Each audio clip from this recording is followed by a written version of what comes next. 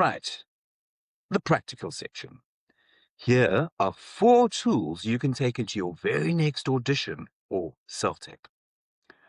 Tool number 1 is the thought before the line. Before every line of dialogue you say on camera, there is a thought, a real one. Not the line itself, not the emotional intention behind it, but the actual cognitive step that produces the words. Most actors skip this step. They go straight to the line. And what you see on camera is an actor producing dialogue, which is exactly what it is. The exercise is this. Take any scene, take any line, and before you say it, every single time, think the sentence that comes just before it. Not out loud, in your head. Let yourself arrive at the words through a real mental process rather than just delivering them. It sounds simple. It is simple. It is also one of the most transformative things you could do to your work if you actually commit to doing it consistently. Try it on your next self-tape and watch what happens. Tool number 2, stillness as a power. There is a reflex that most actors have, particularly in early career, to fill silence with movement, to shift the weight, adjust the posture, gesture with the hands, move the head, because movement feels like energy. It feels like something is happening. On stage in a theatre, some of this is useful. The audience needs something to look at. On camera, in close-up, that movement is noise. It distracts from the face, and the face, specifically the eyes, is where the audience is trying to read the truth. Some of the most powerful screen moments I have ever witnessed are moments of almost complete stillness.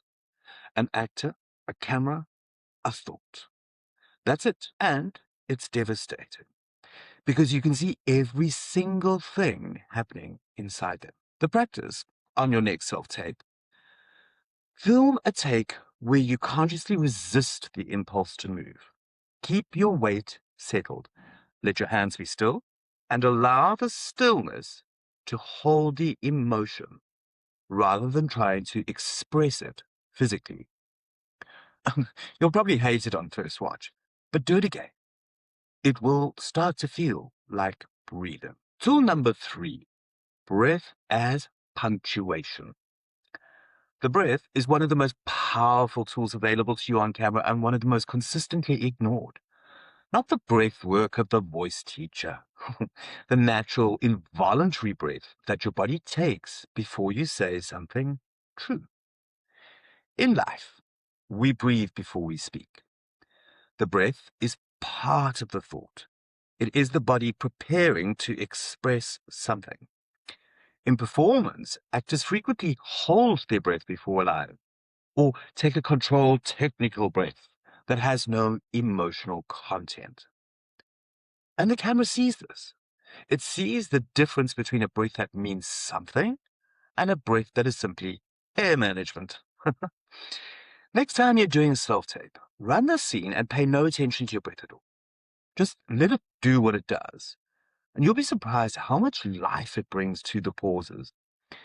The inhale before a difficult line is often more powerful than the line itself. And tool number 4 is the point of focus. Where you look matters. Not in the sense of always look at your scene partner. You know that. But in the more subtle sense of where exactly your eyes go when you're thinking, feeling, deciding.